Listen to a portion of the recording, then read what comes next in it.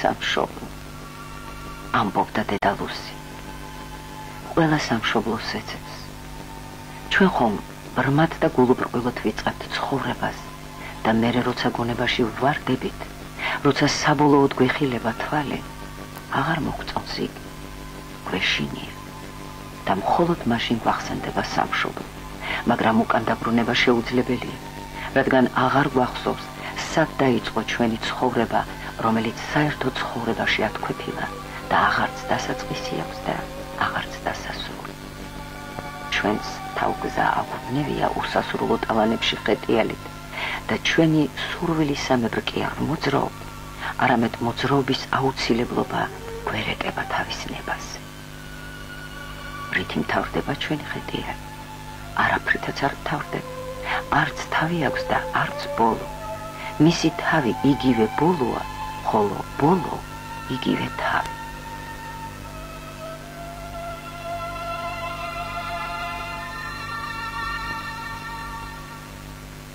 უშინ არაფრის თქმა არ შეიძლებოდა და თქმას აზრი ჰქონდა.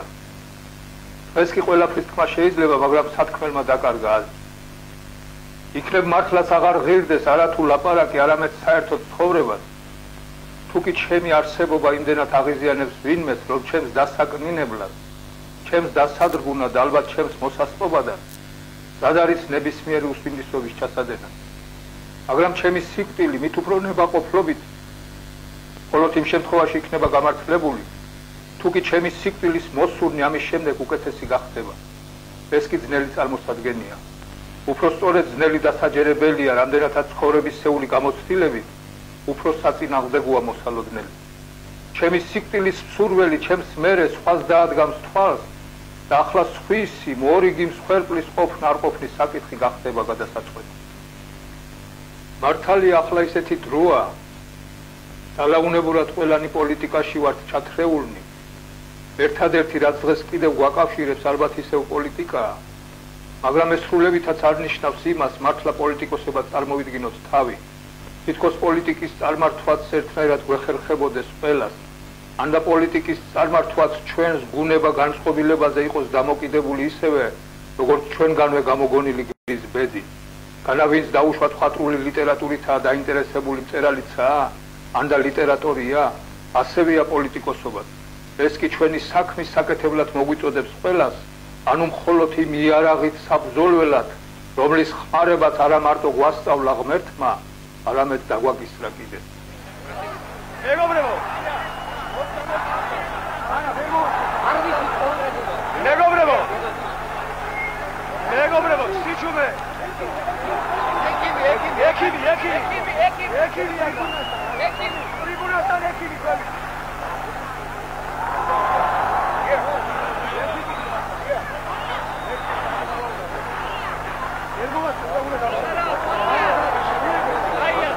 მეგობრებო, ერთი წუთი სიჩუმე! სამშობლო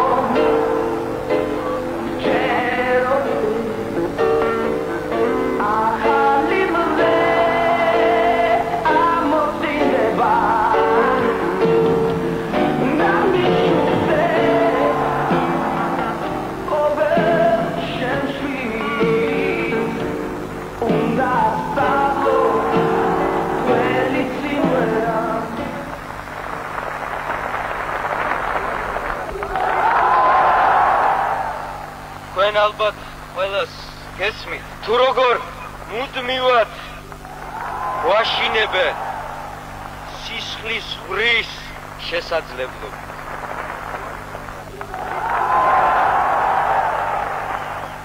კაცობრიობა მართალია ზოგადი ცნებაა, მაგრამ კი არ უარყოფს, კიდევ უფრო ნათლად წარმოაჩენს ყოველი ჩვენგანის განუმეორებლობას, ერთადერთობას, აუცილებლობას. კაცობრიობა სამშობლოდან იწყება და ვისაც ეროვნული ღირსება არ გააჩნია, მისთვის კაცობრიობა ცარიელი არაფრის თქმელი სიტყვაა, რომელსაც ნებისმიერი მნიშვნელობა შეგიძლია მიანიჭო შენი სომხედველობიდან გამომდინარე. და კიდევ ერთი, ჩვენ და ჭირად თუ ჩვენ და ბედად ერთხელ და სამუდამოდ ვერავინ მოიპოვებს იმას, რისი დაკარგვაც შეიძლება. ბუნებაში კი მხოლოდ ის მოიპოვება, რაც იკარგება კიდეც, მოპოვება თავის არში დაკარგვასაც გულისხმობს. დაკარგვა კი შესაბამისად მოპოვებასაც. და ეს ვერაგულის სიკეთე თუ კეთილი ვერაგობა ქმნის იმ მოჯადოებულ წრეს, რომელშიც იმედისა და უიმედობის განუწყვეტელი მონაცვლეობით გაბრიყვებული ადამიანია გამომწყდეული მორჩილებისთვის, მოთმინებისთვის, ყველა სიკეთესთან ერთად მახსოვრობითაც დაჯილდოებული, ამდენად არა მარტო რაღაცის დამახსოვრებელი, არამედ რაღაცის დამვიწყებელი. იმ ადამიანის სიცოცხლე მარადისობის ტოლფარდია, ანუ რაც იყო კიდევ ბევრჯერ იქნება, რაც არის უკვე ბევრჯერ ყოფილა. წერლობაც ხომ იმის მეთოდური შეხსენებაა, რაც უკვე არაერთხელ გადაგვხსენია თავს, მაგრამ ჯერ არ ნახული განსაცდელი გველოდება წინ თუ კი ჩვენ წერლებით, ჩვეულებრივი პოლიტიკური ავანტურისტებით დასანგრევს გავამაგრებთ, დასაგმობს გავამართლებთ, დრომოჭმულს განვაახლებთ და ამავე დროს შეგვეძლება აუღელვებლად, თანამიმდევრულად, წკუის დარიგებითა და დაყვავებით კიდევ ერთი სასიკვდილო ჭრილობა მივაყენოთ ხალხს, რომელსაც არათუ პირადად ჩვენთვის, არავისთვის არაფერი დაუშავებია, თუ კი თავისუფლებისაკენ სწრაფვასა და ეროვნული ღირსების დაცვას არ ჩაუთვლით დანაშაულად.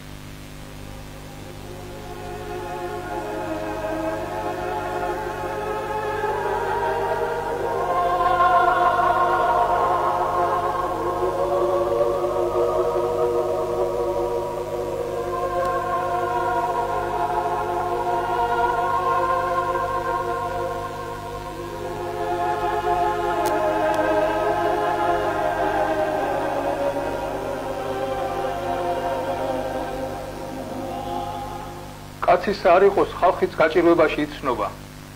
გაჭირვება ზოგს აბეჭავებს, აკნინებს, ზოგს კი პირიქით კიდევ უფრო უმძაფრებს სიცოცხლის ჟინსა და უნარს. გაჭირვებაში ჩავარდნილი ყველა ნორმალური ადამიანი, აქედან გამომდინარე ხალხიც უპირველეს ყოვლისა გასაჭირიდან თავის დაღწევას ცდილობს და არავის არ აქვს უფლება ხელი შეუშალოს ამ ურთულესსა და უკეთილშობილეს ბრძოლაში. რასაკვირველია, ასევე გასაჭირში ჩავარდნილსაც არ აქვს უფლება სხვების იმედზე იყოს სრულ, სხვას აბრალებდეს საკუთარ უმაქნისობას, ვინც გაჭირვებულს ვერ შველის, ის გაჭირვებულზე უფრო უბედური ყოფილა და ითითაა მისახედი. ჩვენც მივხედავთ და მიუტევებთ ყველას, ვისაც ჩვენი შველა არ ძალუს და იმასაც, ვინც შეგნებულად არ გშველის, რადგან ისიც ადამიანია და არ უწყვის რას ჩადის. მხოლოდ ასე თუ ამოვართ გასაჭირიდან, უფრო სწორედ მხოლოდ ასე უნდა ამოვიდეთ თამამად, თავისუფლად რომ გაუსწოროთ თვალი კაცსაც და ღმერთსაც.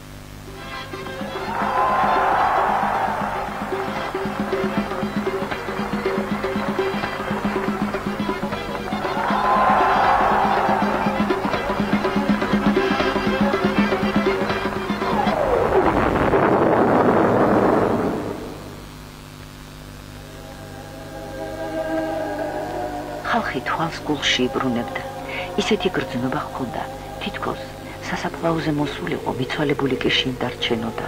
ახლა კი ცარიელ საფლავს ჩასცქეროდა და ვერ მიმხვდარიყო, რატომ მოსულიყო აქ, რა უნდოდა ამ ცარიელ საფლავთან. თვალს კი იბრუნებდა გულში, მაგრამ იქაც არ იყო არაფერი.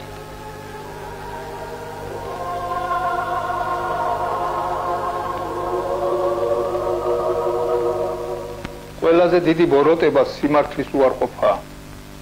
წერლები უბრალოდ ვალდებულნიც არიან ნებისმიერი გზითა და საშუალებით ჩაწვნენ სიმართლეს, ვიდრე ბრალს დაზდებდნენ ვინმეს. ყოველ შემთხვევაში სხვაზე მეტი თოდნა მართებთ ნებისმიერ ბრალდებასთან დაკავშირებით, რამდენადაც ნებისმიერი ბრალდება სამართლიანიცა და უსამართლოდ ადამიანიდან მოდის და ადამიანის წინააღმდეგაა მიმართული. წერალს თავად ბრალდება კი არ უნდა აინტერესებდეს, არამედ ადამიანი, რომელიც ბრალსას დებს და რომელსაც ბრალსას დებენ. ღმერთმა იცის, რომელი მათგანი უფრო უბედურია და რომელს უფრო სჭირდება ყურადღება. ამის გარკვევაა მთავარი მწერლისთვის, თორემ უმგზავრობისთვის თვალის არიდება და ყურის მოყრუება, ნამდვილად რომ მიუტევებელი საქციელია, ეს საყოველთაო ჭეშმარიტება. ადამიანის დადანაშაულება ადვილია. ამის მეტი რა ვიცით თუნდაც ჩვენივე ცხოვრებიდან. სამისოთ არც ბევრი დროა საჭირო, მაგრამ ძნელზე ძნელია მისი დაცვა და გამართლება, რაც არ უნდა უდანაშაულო იყოს ის. ძნელი არა მარტო ცხოვრებაში, არამედ წინგშიც. მაგრამ კაცმა რომ თქვა, სხვა არც არაფერია ჭეშმარიტი მწერლისა და ინტელიგენტის მოვალეობა. ამიტომ ვიდრე ვინმეს გავამტყუნებდეთ, ბევრად აჯობებს თუ კი ჯერ საკუთარ სულში ჩავიხედავთ უფრო ღრმად, უფრო დაკვირვებით, უფრო გაბედულადაც, მაგრამ სხვათა გამტყუნება მაინც გაცილებით იოლია, ვიდრე საკუთარი, თუნდაც უმნიშვნელო ნაკლის აღიარება. საერთოდ ადამიანია ასეთი, ხვის თვალში ბეწვსაც ამჩნევს, როცა საკუთარში დირეთ ვერ დაუნახავს. გარდა ამისა, სხვათა გამტყუნება შენს გამართლებასაც გულისხმობს. რა კი სხვას ადანაშაულებ, თავად მართალი ყოფილხარ, როგორც კაცის, ისევე ღმერთის წინაშე. ამის ბრალიცა ალბათ, ამ ბოლო დროს ყველანი რატომღაც სხვებისგან რომ მოვითხოვთ მონანიებას, მარტო ჩვენი თავი გონია დაჩაგრული და მარტო სხვა გონია დამნაშავე.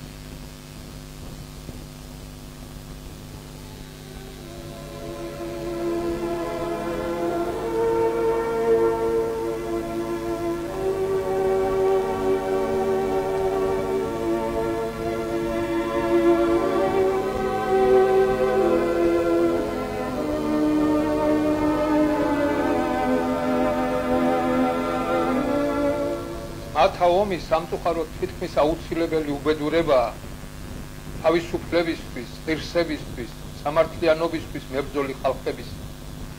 მაგრამ ღმერთმა უქნას ერთხელ კიდევ განმეორდეს წარსული, ანუ მარადიულს ისევ ეფემერული ვამჯობინოთ. რისი შეტყობაც თავისთავად ცხადია, დღეს არავის შეუძლია და გარკვეული დრო უნდა გავიდეს დაბეჭდებით, რომ ვთქვათ, გაღმა გავყავართ ბორანს თუ უკანვე გვაბრუნე. ვერ დავეთანხმები იმათ, საკმაოდ დაჯერებულად რომ აცხადებენ დღეს ერი დამარცხთაო. ერი გუშინად დამარცხებული იყო და გუშინწინად. ჩემი აზრით ერთხელ კიდევ მოხდა მოსახდენი, რაც არ უნდა ძნელი გადასატანი იყოს ყველა ჩვენგანისთვის, როგორც ხერხლის სიმძიმე, ისევე საკუთარი სიბრმავის, სისასტიკისა თუ სიბრიყვის შეგრძნებას. შინა ომი გარკვეული თვალსაზრისით საკუთარ სულში ჩაღრმავების ცა, რადგან მხოლოდ იქ თუ აღმოვაჩენთ თან დაყოლილ და შეთვისებულ მანკიერებათა აღიარების უნარს, ურომლისოდაც უბრალოდ უფლებათ არა გვაქვს უკეთეს მომავალზე ფიქრისა. მართალია ჩვენი მიზანი თავისუფლებაა, მაგრამ თავისუფლებისთვის ბრძოლა, არსებობისთვის ბრძოლასაც გულისხმობს, ოღონდ ვინც შეგნებულად იბრძვის, ის რა თქმა უნდა თავისუფლების გარდა არავითარ სხვა გასამრჯელოს არ ელოდება ამ ბრძოლიდან. ყველა მოწოდება, რომელიც სახელოვან სიკვდილს სამარცხვინო სიცოცხლეზე მაღლა აყენებს, კონკრეტული ადამიანებისთვისაა გამიზნული და რა ხალხისთვის, ოღონდ საერთო განსაცდელი ჟამს ყველა ჩვენგანი ხალხია, ანუ ქვეყნის ნებასურვილის ამხსრულებელია და რა პირადი ინტერესების დამცველი. ყველა ჩვენგანი თავისავად ხდება იმ თვისებების გამომხატველი, რაც ხალხს ახასიათებს საერთოდ და იმ ერთიანი განუყოფელი არსების ნაწილად აღიქვამს თავს, რომელსაც ხალხი ქვია და რომელიც გაცილებით ძლიერიცაა და გონიერიც, ვიდრე ნებისმიერი ჩვენგანი შეიძლება იყოს.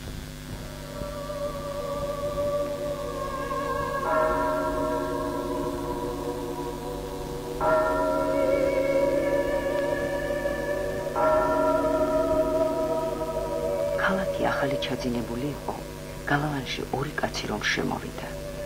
ორივე მელოდი იყო და თავები ისე უპრიალებდა, თითქოს ოქროს თასები ახურავდო.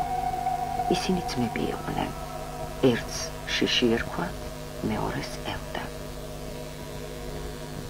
ისეთ ამამა და თავისუფლად მოაბიჯებდნენ, თითქოს ამ ქალაქში დაბადებულან და გაზრდილან. ორივენი კარგ გუნებაზე იყვნენ და ხმა-მაღლა მოლაპარაკობდნენ. როგორც ვატყობ, კარგა ხანს ჩავრჩევით ამ ქალაქშიო, თქვა ელდა. სულ ერთი არ არის, სადაც ვიქნებითო, უპასუხა შიშმა. ორივემ გაიცინა, გადაიგრუხუნა და ქალაქიც შემკრთალ ლოკოკინასავით უარესად შეეყუჟა ნიშარაში.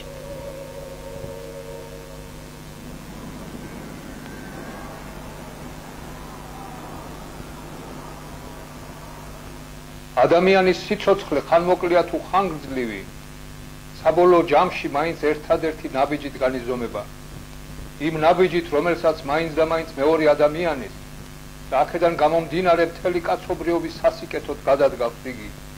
მაგრამ სწორედ ამ ნაბიჯის გადადგმა ძნელი, იმდენ სირთულესთანაა დაკავშირებული, როგორც ობიექტური, ისევე სუბიექტური თვალსაზრისით, ხშირად შეუძლებელიცაა.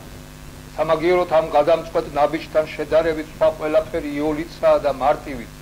წერალზე უკეთ ვინ იცის თუ რა იოლად შეუძლია ძალასა და ძალაუფლებას სინამდვილის გამრუდება. თუ რა მარტივად იცვლება ნებისმიერი ფარსის დეკორაციათა და ნიღბებით, გელი შეიძლება ცხრათ, ცხვარი კი მგლად მოგვევლინოთ.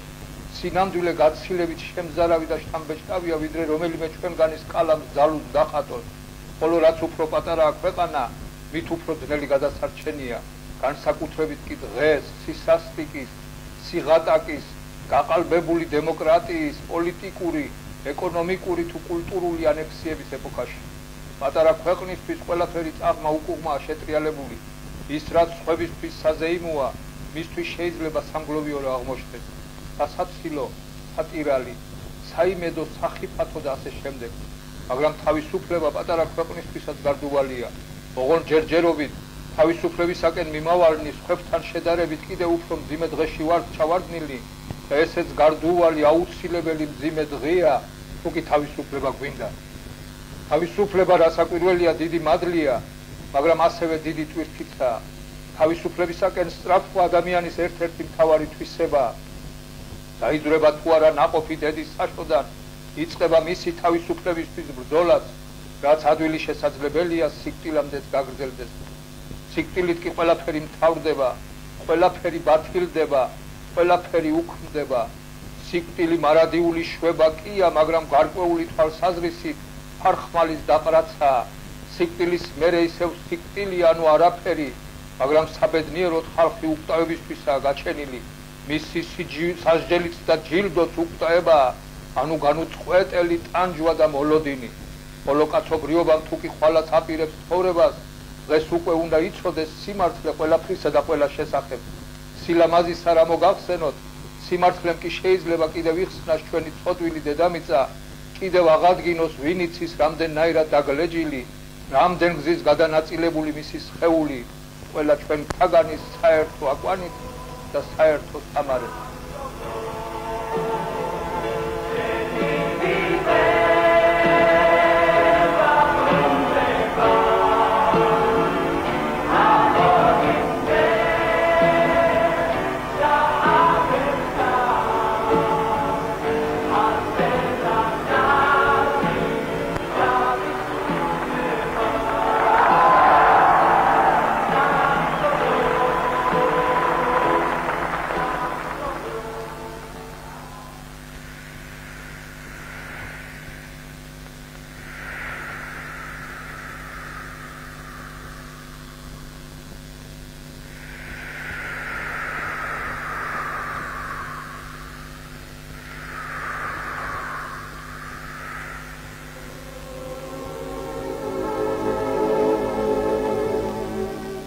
იკაროსი ვეღარ ისვენებდა, ცქმუტავდა, წინ იწევდა, თითქოს უფარნაოზოდაც წავიდოდა, გაფრინდებოდა ვაშლის ყვავილივით, გაჰყვებოდა ნიავს. მაგრამ ფარნაოზიც უფრო ღონივრად უჭერდა ხელებს, თითქოს ეშინოდა მართლა არ აჰყოლოდა ცდუნებას. მტკივა გამიშვიო, ვეღარ მოითმინა იკაროსმა, არა, არსადაც არ გაგიშვებ, უცებ აღელდა ფარნაოზი. მერე ბავშვს ყურის ბიბილოზე აკოცა და ჩასჩურჩულა, აი, ასეთი იქნება ქვეყანაო. ასეთი ხომ არის, გაუკვირდა იკაროსს. ხო, არის და იქნება კიდე.